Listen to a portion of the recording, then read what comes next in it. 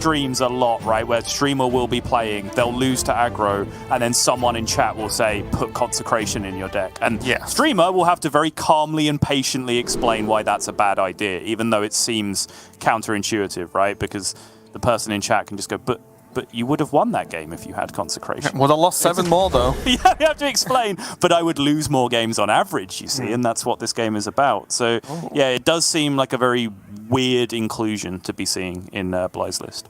Well, already diving into game number 1, I'm kind of excited by this. Like, Bly's keeping Oh My Yogg against Warrior is interesting because Oh My Yogg itself is an interesting secret to be live because Warrior barely runs any spells. So you can say that, well, that's rubbish because it might sit live for like 8 turns and never even proc. But the spells it does have are very powerful in the list. So it's kind of a weird trade-off, right? Yeah, and I think particularly because you're going second, that means A, they don't have the coin. B, if they have Athletic Studies, they're playing Athletic Studies on turn 1, right? So you're increasing your chances of sniping exactly conditioning. Right. And by a massive amount by just letting your opponent go first in this spot. So it's a weird keep for sure, but kind of into it, especially because he's keeping it alongside, or he has it alongside Northwatch Commander, right? Which now, suddenly having a secret that your opponent is very unlikely to activate actually curves you out very nicely.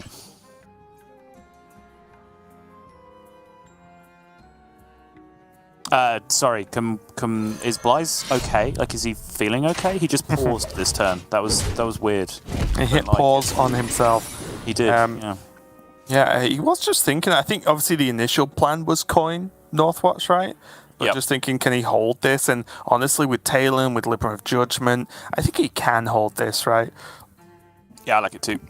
And there's the fear that because it's exactly Parade Leader, like, does the Northwatch just die to almost anything Leta plays next turn anyway?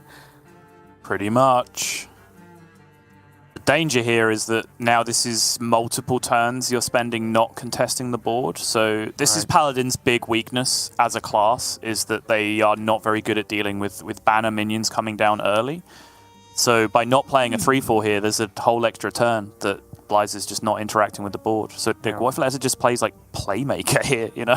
Like, does that just end the game? That is a play I specifically look out for when I'm playing Warrior, is can I play Playmaker in a point where it will almost certainly never die? If so, it's already on the board for me. Yeah. At least it is just already on board, but Leta's chosen to go a bit of a different way. Which is surprising, actually. I think with... unless he had maybe exactly Bumper Car is when I would save Playmaker at that point, but outside of that, I think it would be down for me here. Yeah, I'm trying to look at the punishes, or not even punishes, but just, you know, the answers. Expected outcome. Blyze would have at that point. Like Coin Carriel Roam? About it. In terms of ways that he can answer that board state. And then he can just Sword Eater into Carriel, right? And just, that's gone, done, dusted. Yeah. I kind of liked it as well.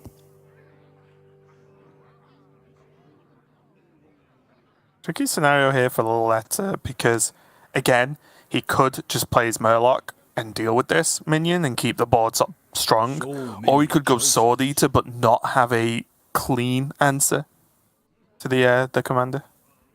It actually wouldn't work, right, the Crab Rider, because it would die after the first attack from Reckoning.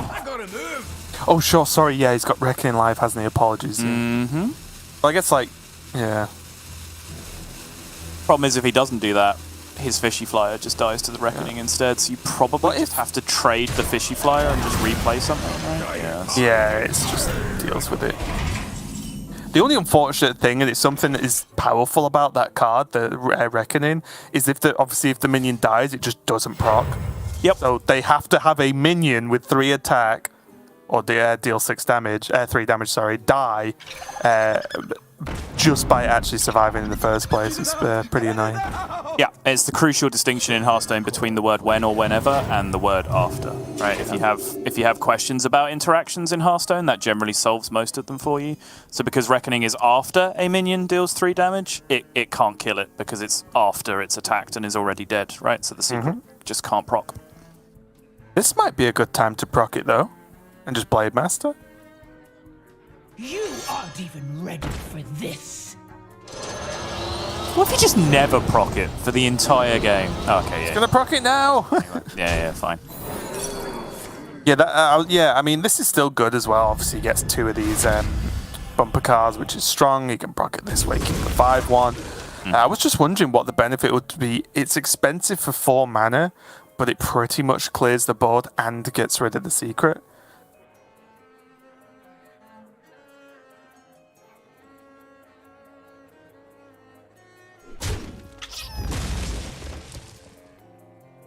I gotta move.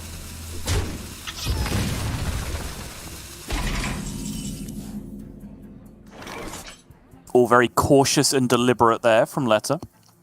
May the light. Choosing to hold on to his 5/1, of course. 5/1 into 1/1. Oh. Does not sound like a good deal. For the Alliance and my That's great drawn. Quite gonna get the job done yet, but I imagine this 1/1 trades in. Oh, he's gonna kill the playmaker with Hand of a Doll. Kill Okay. the playmaker instead, yeah. This makes sense. I mean, you could still value trade the Parade Leader, I suppose. I just feel like with the Parade Leader on board, it's actually more of a threat than Playmaker. Because now these 1/1s he knows he has still have 3 attack. It's true. Or run that has. I think the play's just changed.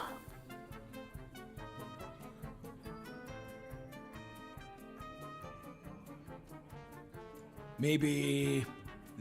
No.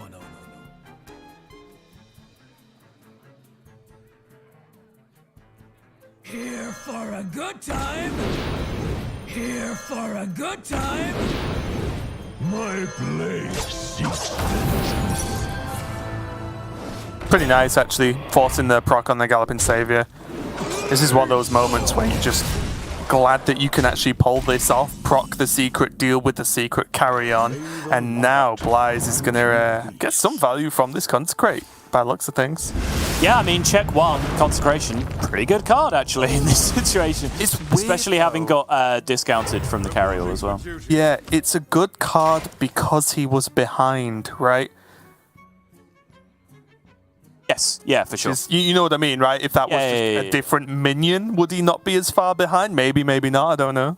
Yeah, and I've made that argument so many times in the past, but I think in that specific situation, he drew the Consecration quite late anyway, so it was kind of the perfect spot for the Consecration, right? It didn't really interrupt his play too much because he drew it quite late, and then it did end up being pretty good. But still, on average, not really a fan of the card, but even now you can see it's not really gaining tempo, right? Like, it's not a soul mirror, you know? It's not a good removal card where you can actually use it to tempo swing in certain spots. And with the guaranteed Oh My Yogg live still, Leta, at least in my opinion here, should just pretend conditioning just doesn't exist in his hand and just play more stuff. Because that's how you beat Paladin, go super wide on board and make them not able to answer. Yeah, that's very fair. Could just play 2 more 2/2s here. He could trade the 1/1 down as well. Like, just looks really good. No. Or this, yeah, whatever. Like, it's also fine. Sound very engaged. Or this, yeah, whatever. Just You play know it. what I mean. Actually, I'm engaged. This is a cool matchup. Wait, two Yeah, it is. ladies. Very Hearthstone matchup, right? Just minions back and forwards fighting for board. Nothing particularly like dishonest or scammy. You're in my school. He says as troublemaker. Yeah. Yeah. Says there's a 7/9/8 drop that summons 2 3/3s with kind of charge. But yeah, there's going to be the win there for Leta. But again, that matchup, it's one of the ways it can go, right? And it's the way I often find it going with the Warrior Paladin matchup is unless the Warrior completely whiffs, they generally do get ahead on board. They can generally make good value trades, which then keeps them ahead on board. And that's really what Paladin's just weak to. It just can't answer a variety of threats at the same time, right? They can have their big clunky minions sit down and beat someone up, but because we're beyond the days of, say, you know, like Broom Libram Paladin, for example, where you could do the multi-trades with all sorts of stuff. Like those days are kind of not happening right now, so you do get punished pretty heavily if you can't at least stay even on board, and Warrior does a good job of staying ahead. Yeah, for sure. Not the matchup that xBlyzes would have wanted to have faced straight away. As mentioned, he is in increasing levels of danger of getting relegated. He is still multiple degrees of separation away from that happening. He needs to, I believe, he needs to lose.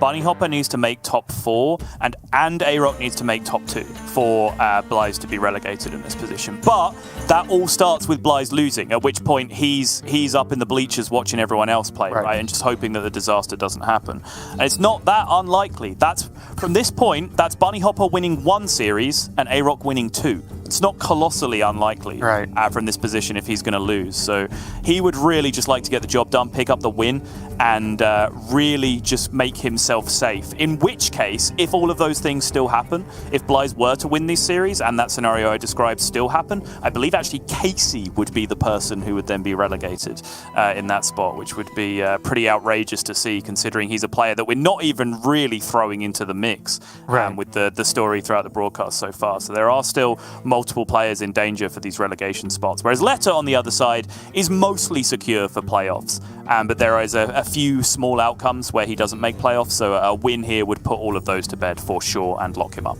And a pretty interesting matchup here, not only because it's Spell Mage versus the Warrior, which is again another... I think I just like Warrior matchups, or Rush Warrior matchups for some reason at the moment, but it's the fact that xBlyzes is running the Neophytes in his Warrior, which makes this very interesting. Again, doesn't have Rush, doesn't really have synergy with the deck, but it's a Cult Neophyte in a spell-heavy meta, which we've seen as its performance in Rogue. It can do very, very well against the likes of Priest, Spell Mage, Demon Hunter.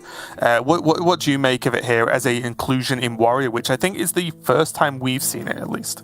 It is, yeah. This is a build of Warrior that is starting to gain a little bit of traction. It's not played that much on ladder, I would say, but through the Open Cup meta and through competitive games as well, it's starting to make an appearance. And it's 2 Cult Neophytes, 2 Ogremancers, right, on top of the normal rush package of minions that you'd like to see. And that does give you some gas against Druid, huge gas against Druid, and very effective against Mage as well.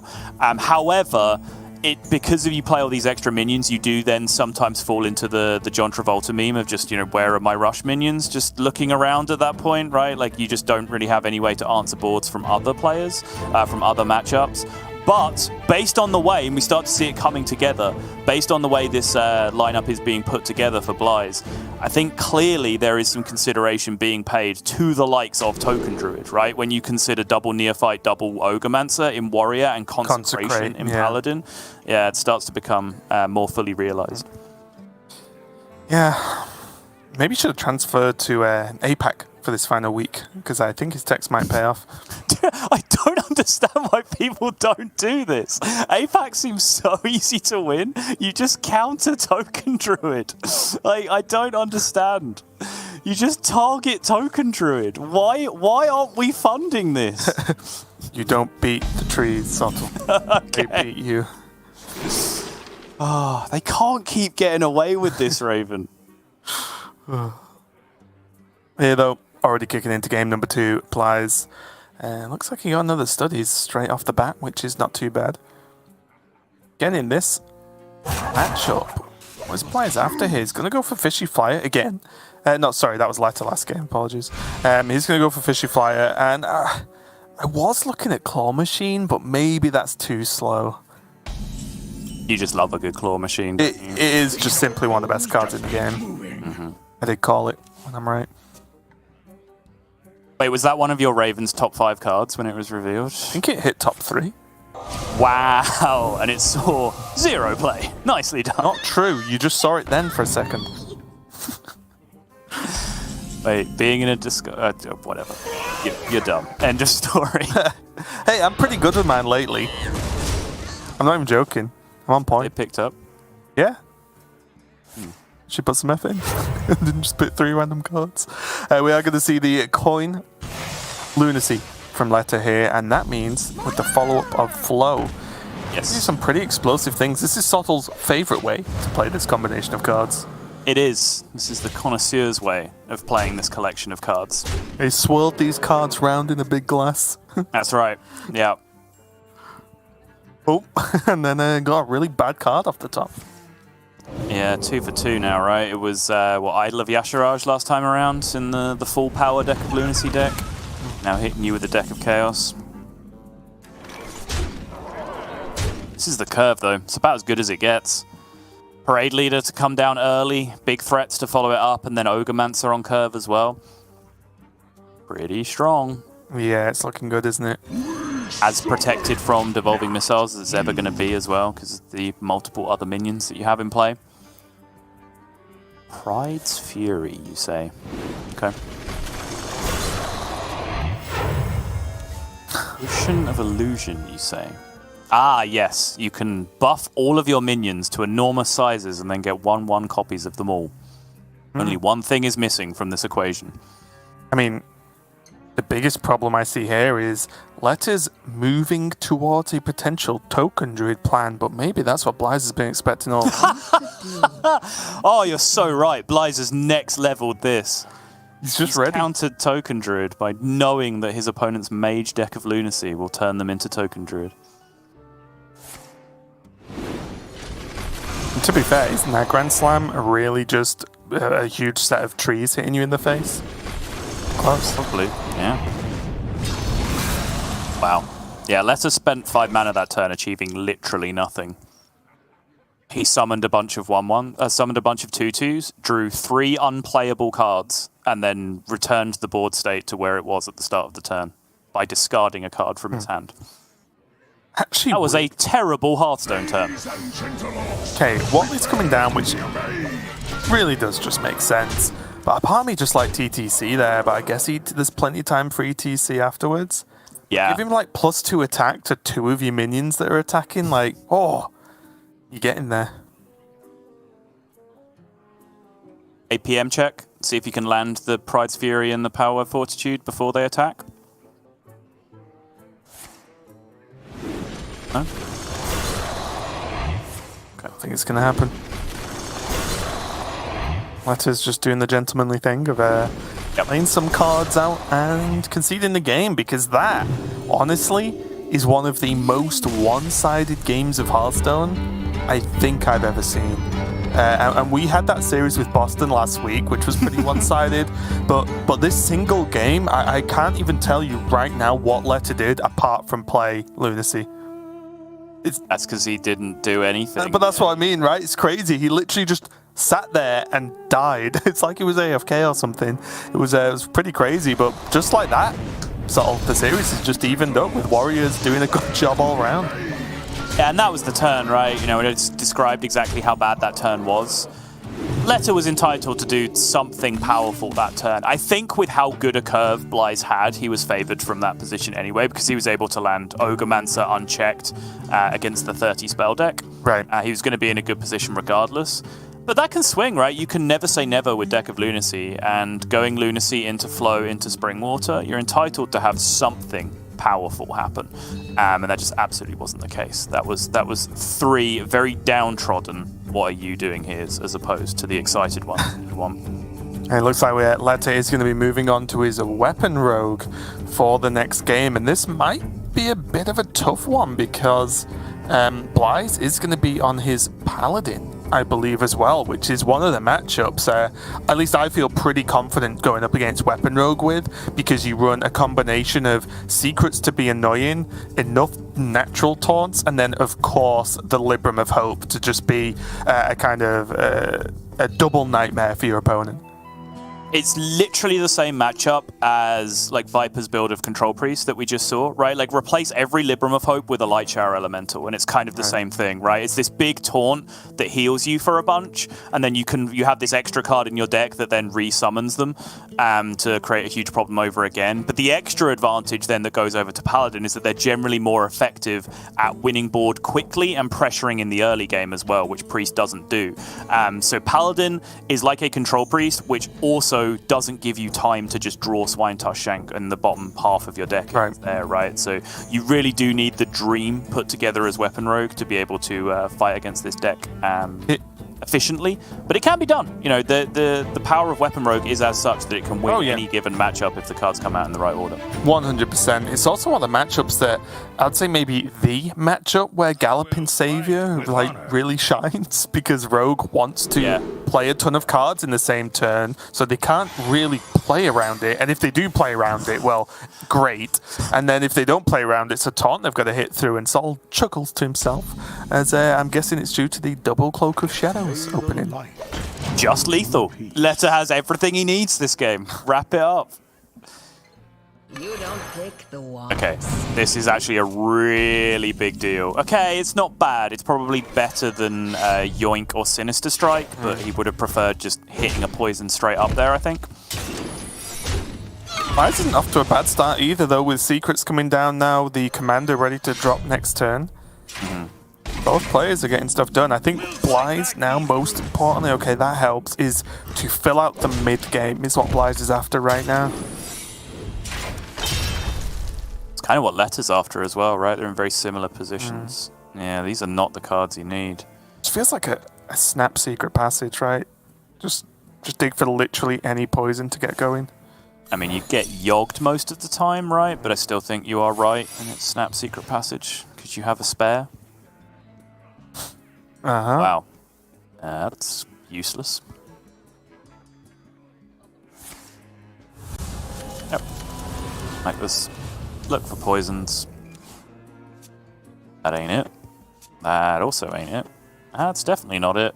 And neither is that. And now he doesn't really want to play the Sinister Strike, does he? Because he'll actually proc the Galloping. Yes.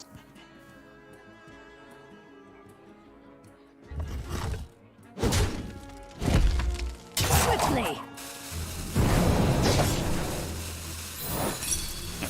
You get the bad news that it is Galloping Savior on the other side.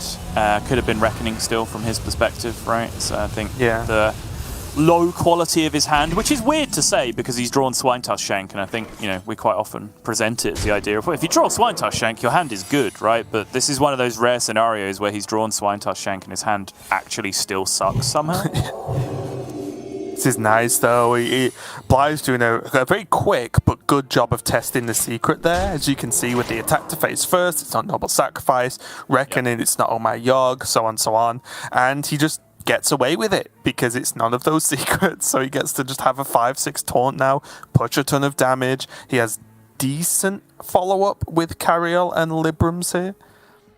Even if also, it's just Carriel next turn. Good recognition of, a lot of people would have gone, okay, unknown Paladin secret, Coin to test for Oh My Yogg, right? But I think xBlyzes recognized that Coin is just a much better card than Reckoning in his own hand at the moment, so he chose to test with Reckoning. Yeah, and like Reckoning actually just sucks in this matchup, right? Like, it just does nothing really, so yeah, like it a lot. Kills Enraged Mankrik. That's about it. Cool.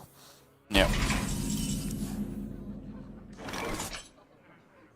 These are two of the worst Oh My Yogg outcomes imaginable. Leta has 2 minion-based interactivity secrets, which his deck is just absolutely not interested in at all. He has Avenge Bamboozle. Like, I do think it's important for him to prize Plunderer next turn, though, because I think he could do with a 4-drop. Could do with a lot of things. I think he could do with a poison. Clue's in the name, Raven. It's called Poison Rogue.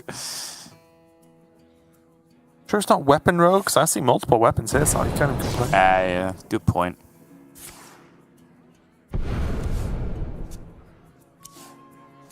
The scary thing is, with 2 cloaks and the right draws, this could still get done.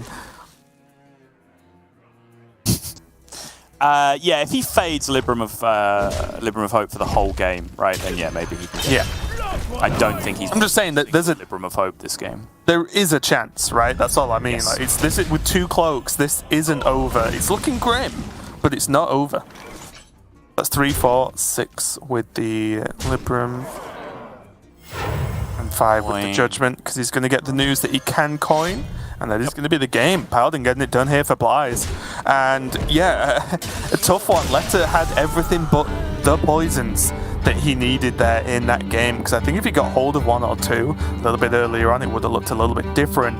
But Blyze did just have a good opening sequence, and in a weird way, the fact he drew the Reckoning naturally helped him, because Sword of the Fallen then got him the 2 secrets that you actually want in that matchup. Yeah, brutal efficiency of opening from Blyze there on one side, and then I've never seen a worse hand than that actually did have Swine Tusk Shank in it and Weapon Rogue, right? Like, normally the bad hands are the ones where you don't have Shank in your opening hand, you play Secret Passage, that whiffs on the Shank as well, and you draw a few cards and you find like Self-Sharpening Sword instead, and you're like, okay, this hand sucks. But normally, like every hand when you draw Shank, there's normally some way to start drawing cards